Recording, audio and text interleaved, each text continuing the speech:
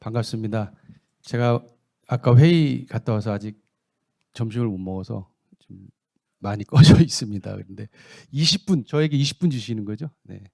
연습도 못 했는데 20분 이내에 열심히 해보겠습니다. 제가 이 시간 굉장히 뜻깊게 생각하는 건 우리 여기 자치단체장님들 모시고 아마 여기 단체장님들께서 가장 중요한 분들이 소방서장일 겁니다. 현장에 가시면 재난이 닥치면. 그래서 저희 소방에 하는 그 재난 사례하고 어떻게 하면 재난 현장에서 잘 우리 단체장님들이 할 수 있을지 한번 짧지만 임팩트 있게 한번 말씀드리겠습니다. 화재, 구조, 구급, 생활안전, 뭐 역사를 보면 금호도감 세종대왕 때부터 있었습니다. 1446년. 그러나 구급은 보세요. 우리 80년대 처음 시작했고 구조는 우리 삼풍백화점 이후에 우리 소방에서 업무를 주로 했고 최근에는 이제 벌집, 어떤 때는 하루에 전국에서 한 2,000건 이상 벌집 제거에도 동원이 됩니다. 굉장히 많죠. 이건 고드름이죠. 그런데 이것이 우리 소방의 기본적인 업무뿐만 아니라 아까 우리 차관님께서 강의하신 것처럼 구급 구조 전체 합해서 이걸 우리가 긴급 구조라고 합니다. 많이 들어보셨죠? 긴급 구조. 그래서 그 조직이 에드오크라시인데 그게 긴급 구조 통제단이고 이렇게 긴급 구조는 모든 재난, 아까 차관님께서 강의하신 사회 재난, 자연 재난 모든 재난이 났을 때 소방관이 안 가는 데 없죠. 다 갑니다. 우리가 책임 기관이 아닐 뿐이지 모든 재난 현장에서 어떤 유형이든지 그래서 올 해저드 어프로치라고 합니다. 어떤 재난이든지 우리 국민의 생명을 구하기 위해서는 소방이 항상 간다. 그런 입장에서 우리 업무를 이해해 주시면 되겠고요. 우리 차관님이 잘못 가르쳐 주셨는데 앞으로 안 가고 뒤로 가네요. 잠시만. 어디 있다? 여기 있다. 됐습니까? 네. 요 체제는 제가 꼭 설명을 드려야 돼요. 우리 저기 소방공무원은 다 국가공무원입니다. 그런데 좀 이해가 안 되실 거예요. 그렇죠? 그런데 실질적으로는 시도지사, 광역, 시도지사 밑에 있다고 보시면 됩니다. 우리 지방자치법에 시도지사 밑에 둔다. 그래서 부지사님과 뭐 경제부지사님 따로 별도로 시도지사님 직속으로 밑에 있다 이렇게 보시면 됩니다. 그런데 모든 예산과 인사권이 거의 대부분 시도 소방본부장 빼고는 다 시도지사한테 있다. 이렇게 보시면 됩니다. 신부는 국가직이지만 아직 예산과 그 어떤 그 인사권 이런 권한에 있어서는 시도지사의 관할 하나에 있다. 감독하에 있다. 이렇게 보시면 되겠습니다. 임용권 일부가 시도에 다 이임이 된 거죠. 다음 누를 수 있어요? 눌러줘요. 다음. 화재는 계속 줄고 있죠. 이건 굉장히 양호한 겁니다. 이렇게 반대로 내려가야 되죠. 선진국이나 미국 같은 경우에도 최근 30년 보면은 반대 곡선으로 내려가고 있습니다. 우리도 비슷한 추세입니다. 다음. 그럼에도 불구하고 재산 피해는 계속 늘고 있죠. 인명 피해. 다음. 네. 인명 피해도 이렇게 늘고 있습니다. 그래서 요즘에 나는 대형 화재나 재난의 규모를 보시면은 건수는 작고 그러나 다양화, 복합화돼서 대단한 재산 피해가 엄청나게 많이 있습니다. 재산 피해가 굉장히 크고 또 기술적 재난이 많이 일어나기 때문에 이런 현상이 있다. 그래서 사회적인 이슈가 되고 경제적인 파괴 효과가 대단히 크다. 이렇게 보시면 됩니다. 다음. 최근에 난 우리 사례죠. 국가정보자원관리원장 보십시오. 647개 행정 서비스가 중단된 새 다 아실 겁니다. 두 번째로는 울산에서 했던 거죠. 우리 화력발전소 붕괴를 보면은 여기서 제가 말씀드리고 싶은 인명피해도 있었지만 거의 연인원 동원된 인원이 3,000명이 넘어요. 이런 부분들이 우리 단체장님들이 계신 시군구에서 일어났을 때 이런 연인원들에 대한 자원관리 어떻게 할 것인가도 고민을 하셔야 되겠죠. 굉장히. 다 여기 계신 우리 단체장님들의 몫이 될 것입니다. 아까 우리 차관님 말씀하신 것처럼 자동차 부품 공장 화재 이것은 엄청난 사회적 이슈가 됐죠. 최근에 대전에서 있었는데 14명이 사망하는 이런 것을 잠깐 한번 다음 보여주실까요? 동영상. 오늘 틀어주세요. 오늘 오후 대전의 자동차 부품 공장에서 큰 화재가 발생해 현재까지 중상자 24명을 포함해 55명이 다쳤습니다. 아직 진화 작업이 진행 중이지만 공장 안에 있는 걸로 추정되는 14명과는 연락이 닿지 않는 상태입니다. 먼저 백승 됐어요. 아니 앞으로 다시. 앞에 보시면은 이렇게 우리가 이러한 사고가 났을 때 보면은 굉장히 빨리 도착하죠. 우리가 17분에 신고 접수됐는데 6분 만에 도착해서 5분도 안 걸렸죠. 그런데 차례대로 보십시오. 대응 1단계 구입니다. 시군구 김국군주 통제단 가동. 이거는 소방서장이 가동한 겁니다. 그리고 국가 소방동원령도 발령이 됩니다. 그러니까 지금은 제가 말씀드리고 싶은 거는 단체장님들 가시면 소방서장들 전화번호 다 있어야 돼요 지금. 그리고 전화번호 없어도 걱정하지 마십시오. 이 정도 자기 시군구에서 나면 지금은 시스템이 소방서에서 다 보내줍니다. 시장님들한테. 부시장님하고 다. 왜냐하면 지역 우리 재난안전대책본부장님이 되실 것이기 때문에. 그리고 부단체장이 있습니다. 부시장님은 뭐가 되냐면 지역 통합지원본부라고 해요. 긴급구조 통제단이 현장에서 막 가동이 되면 유관기관들 다 옵니다. 물론 현장 통제관은 소방서장이에요. 그런데 옆에 통합지원본부라고 부시장, 부단체장이 가서 지원본부 텐트를 치고 활동을 할 수 있습니다. 그래서 큰 규모가 나면 부시장한테 지시해서 현장 가서 빨리 통합지원본부 해서 하시오, 이렇게 지원하시오라고 할 수 있습니다. 그리고 단체장님들은 당분간은 안에서 대책본부를 꾸려나가서 아까 말씀드렸죠. 전문가의 의견을 듣고 내가 지금 도와줄 게 뭔가 이런 걸 생각하시고 있다가 적시에 나중에 이따 말씀드리겠습니다. 적시에 가셔서 역할을 하시면 됩니다. 다음.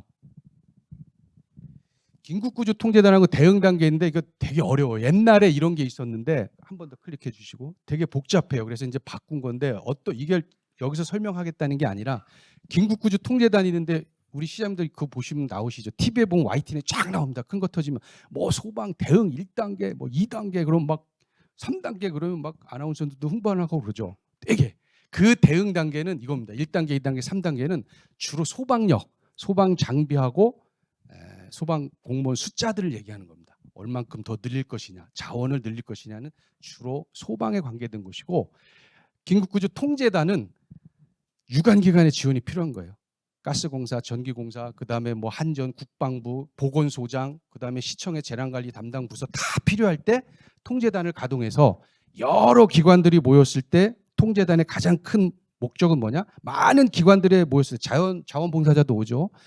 많은 자원이 모였을 때 일사불란하게 빨리 지휘체계를 만들고 그 자원들을 효율적으로 어떻게 활용할 것인가를 시스템적으로 지휘체계를 만들어가는 것이 통제단인 것입니다. 그래서 통제단은 소방만이 하는 게 아닙니다. 경찰도 굉장히 중요하고요. 다음.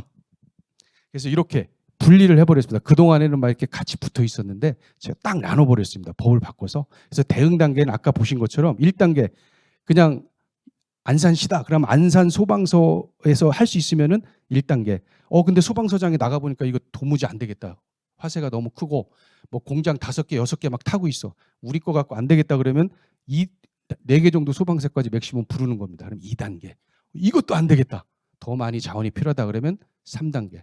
그러니까 대응 3단계다 그러면 거의 제가 갑니다. 현장에. 소방청장도 갑니다. 그 정도 되면 거의 뭐 어마무제 공장 한 20-30개씩 불이 타고 있다 막 이 정도 되면은 대응 3단계. 그건 뭐 거의 청와대까지 다 들썩들썩하죠. 그 정도 되면. 긴급구조 통제단은 아까 제가 말씀드린 것처럼 여러 기관들이 만들고 다음. 다음. 제가 이제 딱 반을 넘어왔습니다. 대응 단계와 동원령인데 이렇게 시간이 지나면 관할 시군구에서 소방력이 있고요. 그다음에 인근 소방서에서 부르죠. 그것도 안 되면은 저희 소방청에서 국가에서 동원령을 발령을 하게 되죠. 다음. 그러니까 저희들이 동원령을 발견하게 되면 소방청에 있는 중앙구조본부 한 500명 이상의 특수 우리 구조대원들이 있습니다. 이 사람들이 투입이 되고요. 보통 시작이 되면 동원령이 발정되면 그때부터는 우리가 자원이 더 많죠. 실제로 점선이 있는 것처럼 더 많고 이렇게 계속 진행이 되게 됩니다. 때로는 어떤 때는 자원이 너무 많아서 현장 지휘에 실패하는 경우도 종종 있습니다. 그러니까 자원이 너무 많다는 것이 반드시 좋은 건 아닙니다. 그래서 훌륭한 지휘관이 그런 것들을 적시, 그다음에 적당한 장소에 제대로 분배하는 자원 관리 능력이 사실은 현장에서 성공하고 실패의 가장 중요한 요인입니다. 우리 삼풍백과정 혹시 기억하시죠? 1995년. 그때 어땠습니까? 사진 한번 보시면은 어마무지한 그 기관들에서 수백 대 수천 대의 차들이 왔습니다. 근데 다 꼬여가지고 정리가 안 됐죠. 거기서 누가 지휘하는 사람도 없었습니다. 그때는 긴급구조 통제단이라는 것도 우리나라에 없었습니다. 그래서 모든 기관들이 다 도와주겠다고 왔는데 아수라장이 돼버렸죠. 더 복잡하게 일이 꼬이고. 그래서 긴급구조 통제단은 그런 것들을 정리하는 중요한 역할을 한다. 다음. 다음 넘겨주세요. 소방령 동원령 한번 볼까요? 이제 통제단 말고 국가 소방 동원령. 네. 다음.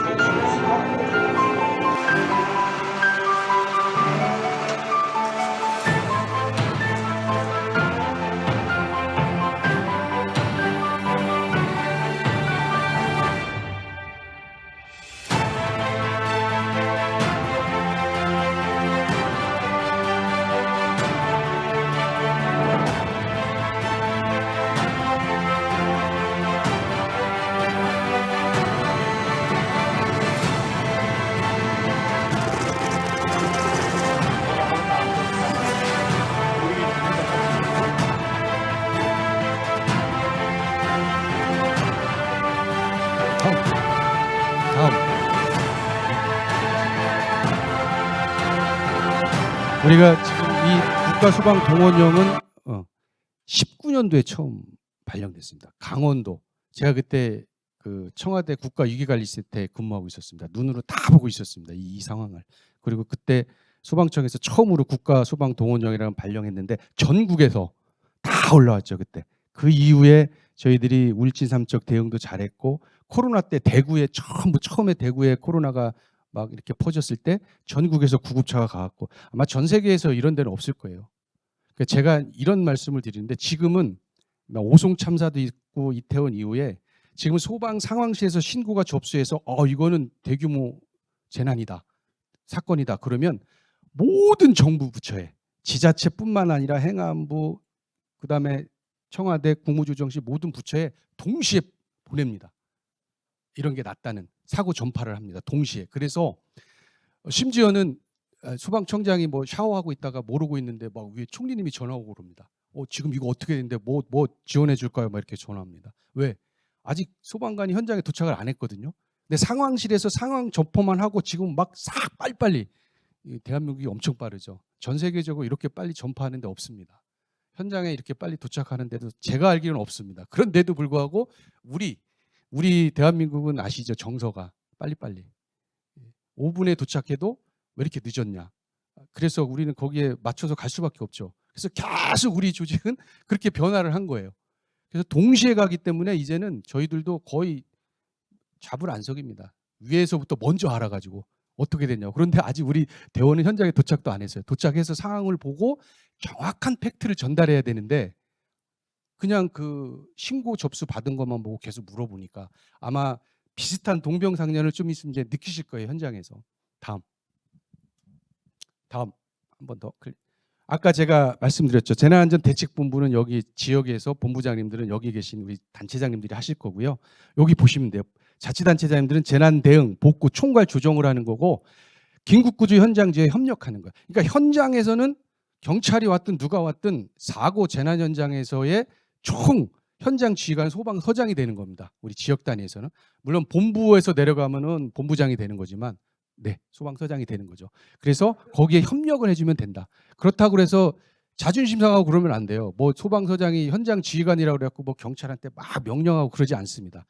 서로 다른 기관은 협력하는 그런 체제로 가는 겁니다. 그러나 현장 지휘관의 어떤 지휘 방침에는 협조를 적극적으로 해줘야 되는 거죠. 그 다음에 긴급구조 통제단 맞습니다. 현장 지휘 통제 요게 두 가지가 잘 이루어져야 됩니다. 다음.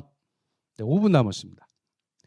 아까 우리 차관님께서 말씀하셨는데 이런 시스템으로 돼 있어요. 맨날 시군구의 긴급구조 통제 소방서장이고 여기 계신 단체장님들은 재난안전대책본부가 될 것이고요. 그 밑에 보시면은 통합지원본부가 있죠. 부단체장입니다. 부단체장.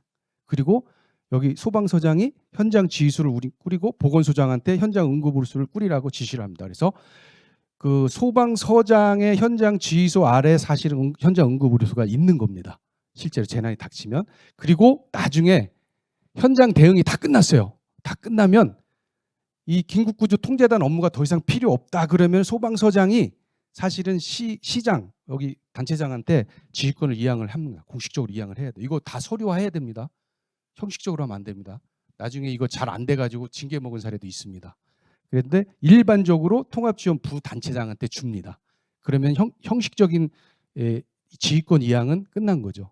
이 지휘권 이양하는 거 굉장히 중요한 겁니다. 그 다음부터는 수습 단계로 간다고 보시면 돼요. 현장 대응은 이제 거의 수습이 됐다 끝났다 하면은 지휘권 이양을 하게 됩니다. 다음. 거의 다 왔습니다. 통합지원본부에서 이런 역할을 하고 인력, 장비, 물자, 시설 이런 부분에 대해서 절대적으로 지원이 하는데 사실은 이거 훈련이 좀 잘 안 돼 있습니다. 제 긴급구조 통제단 해보면 훈련할 땐 제대로 되는데 역시 시군구에 있는 우리 재난 담당 공무원들은 기동성은 좀 떨어지죠, 그죠? 그리고 우리처럼 24시간 상시 출동 시스템이 아니기 때문에 바로 오진 않지만 그러나 대규모 재난, 장기화되는 재난이 있을 때는 반드시 부단체장이 가서 통합지원부를 설치할 수 있도록 단체장님께서 하셔야 됩니다. 지시 다음. 재난안전통신망입니다. 3분 남았네. 한번 보시죠. 소방은 자체적으로 이렇게 무전기를 써요. 왼쪽에 UHF 통신망으로. 작전망, 지휘망이 있고 지휘관들은 그래서 무전기가 최소한 2개씩 있습니다.